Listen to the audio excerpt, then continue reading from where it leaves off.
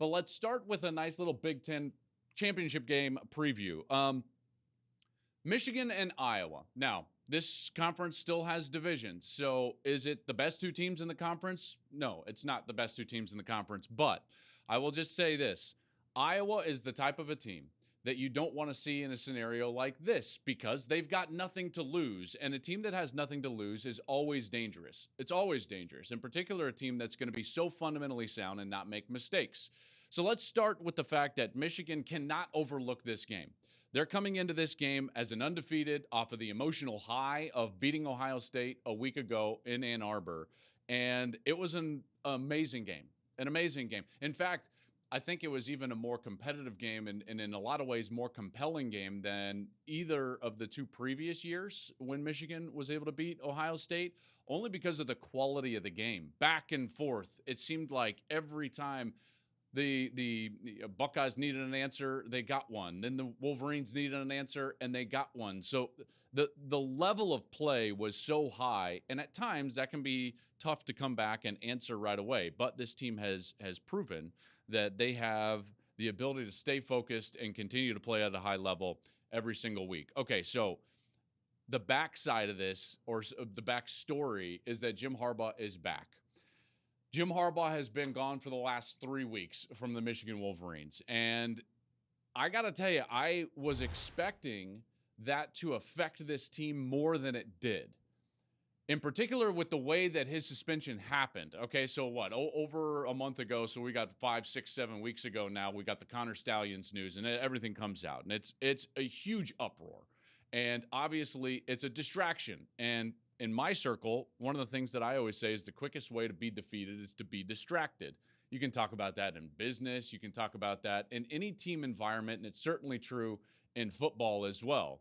And this was going to be a giant distraction for the University of Michigan and their football program. And yet, what's so fascinating to me is that this team just continued to plod along and remain focused on the task at hand.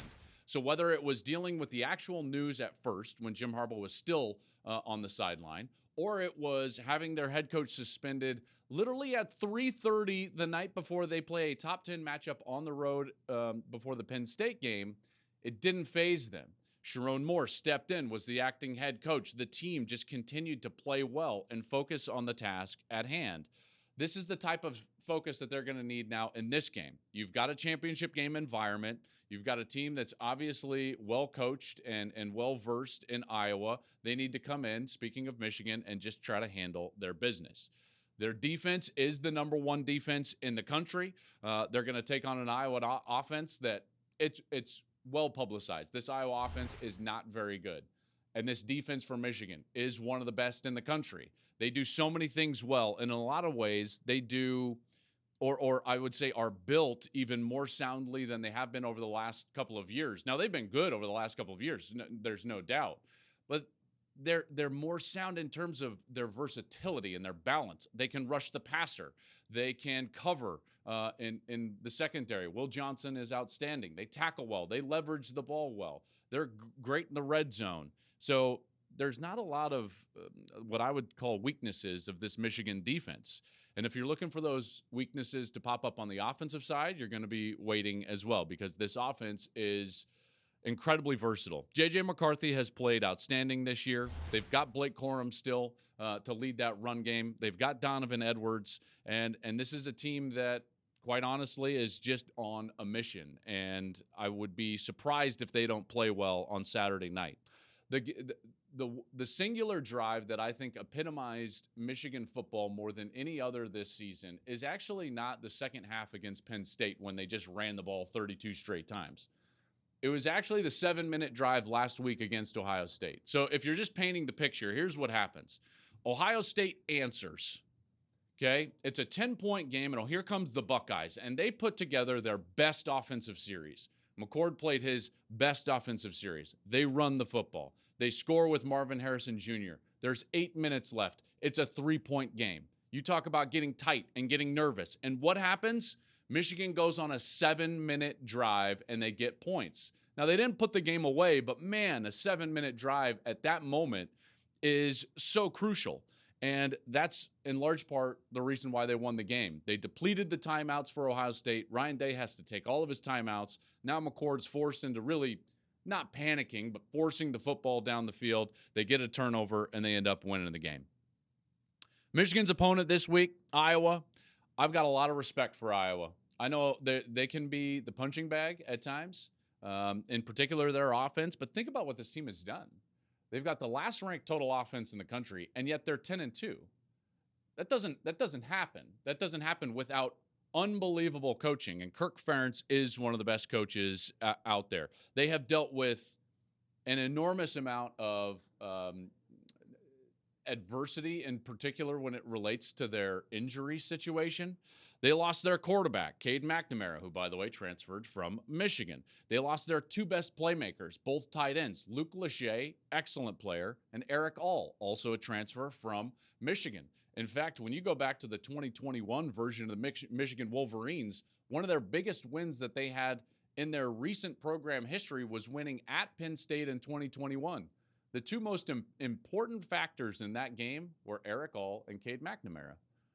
Now, all of a sudden, they're Iowa Hawkeyes, but unfortunately, they're banged up and not going to be able to play in this game. And then their best player overall, defender, Cooper DeJean, corner who's up for a finalist for the Nagurski Award as one of the top defenders in the country. He's also out. So where does that leave him? Well, it leaves him with a backup quarterback, Deacon Hill. He's 6-1 for Iowa, and it leaves him with one of the best defenses in the country. Iowa's defense is, in a lot of ways, almost perfectly built. I'm a big believer in the philosophy of you force the offense to execute more times than you feel like they can execute. Okay, so what you don't want to do is just give cheap touchdowns and long touchdowns and cheap touchdowns, and Iowa doesn't do that. They force you to earn your way down the field. They maintain their levels of defense. They keep their eyes in the backfield. And then the two things that they do really well, and here's where we'll get technical. Iowa leverages both people and the football as well as anybody in the country. Okay, so when it comes to people, just playing with leverage, right? It's a physical game. You got to be lower than your opponent. How do you play with leverage? You play with great hand placement. You play with great strength. Their ability to do that is uncanny, and then their ability to leverage the ball. So the angles with which they take on defense, the way that they squeeze, the way that they pursue and do all of those things on the defensive side is one of the reasons or the big reason why they're so good. They're one of the best in the red zone, and Michigan will have to play well to beat them. There's no doubt. Their blueprint in this one is going to be defensive scores, special team scores, possible short field here or there, and if they can do that and get the turnover game going, then there's a chance. Then there's a chance that they could be Big Ten champions. Thank you for watching the Joel Klatt Show YouTube channel. And if you liked this clip, make sure to like it and subscribe to the channel, and you can stay up to date on all of my college football coverage.